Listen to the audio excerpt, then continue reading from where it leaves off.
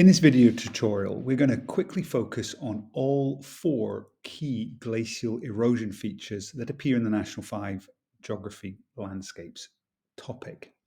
Now, all four can be answered using the same key ideas, and you only need to change the final part of your answer in order to turn your answer to being specific to the feature you've been requested.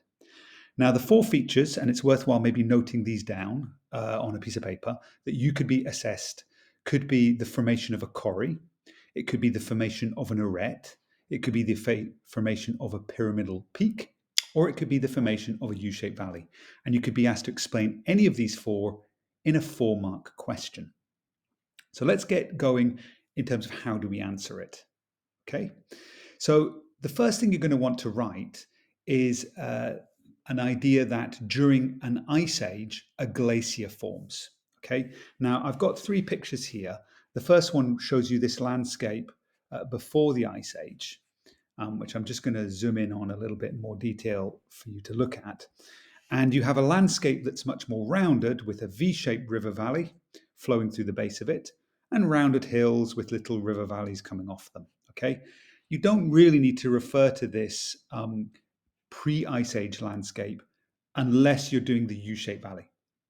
So the very first sentence you will write for all 4 of these features, doesn't matter which one you're asked, is that during an ice age, a glacier forms. The next sentence should be focused on how the glacier forms. So what you can say is a glacier forms by snow falling in the mountains and compacting over time, turning into glacial ice.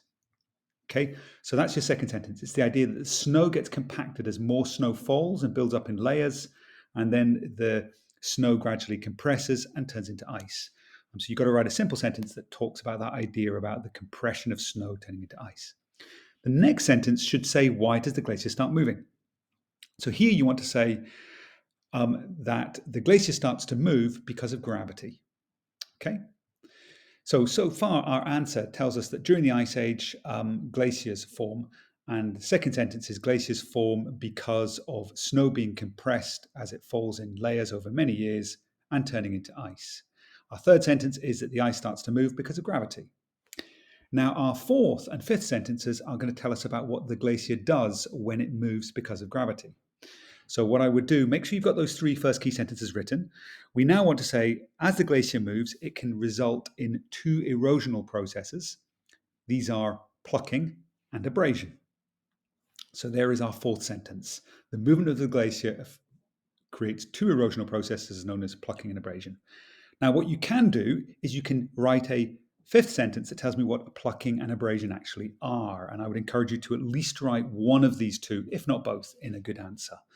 So you could say plucking is where the glacier moving across the valley floor sticks to the rock and rips it up.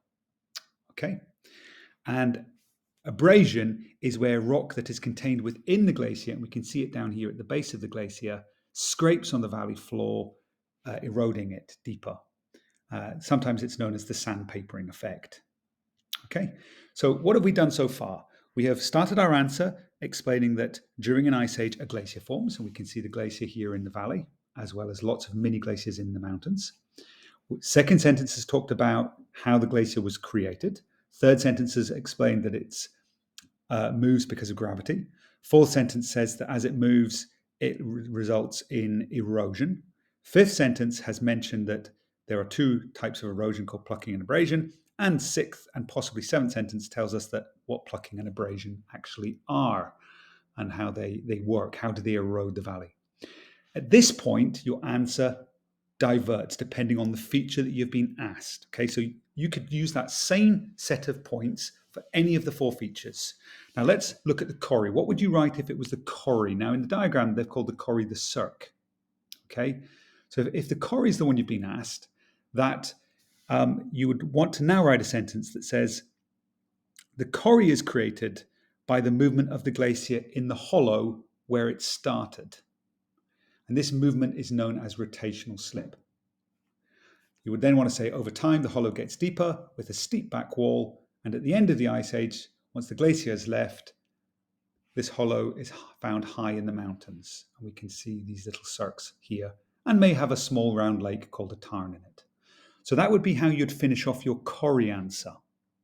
Now, if you're asked for an arête, what you want to do is do all of the first bit, all of the way up to where you talk about plucking and abrasion and how they erode the mountain. And then what you want to say is, if two quarries are created high in the mountains side by side, a narrow barrier forms between them called an arête. Okay, and that would be how you'd write the arête. And if you're asked about the Pyramidal Peak, you would simply say, get all the way up to plucking and abrasion, and then say this time, say, if three or more quarries form on a mountain, they will erode into the mountain, creating multiple arêtes. The point at which these arêtes meet is known as a pyramidal peak. Okay? Now, for both the arête and the pyramidal peak, if you're sitting there with your written answer, you could say that these two features, both the arête and the pyramidal peak, are further weathered after the Ice Age through a process known as freeze-thaw weathering. Okay, but you don't need to add that. You should, by definitely without a doubt, have your full marks. Right, so we've done three features here, and they're all interconnected. And actually, almost all of your marks are going to come from telling me about the first sequence of events. So let's just refresh our memory. We start off with there being an ice age. We explain how a glacier forms. We tell the marker how the glacier moves because of gravity.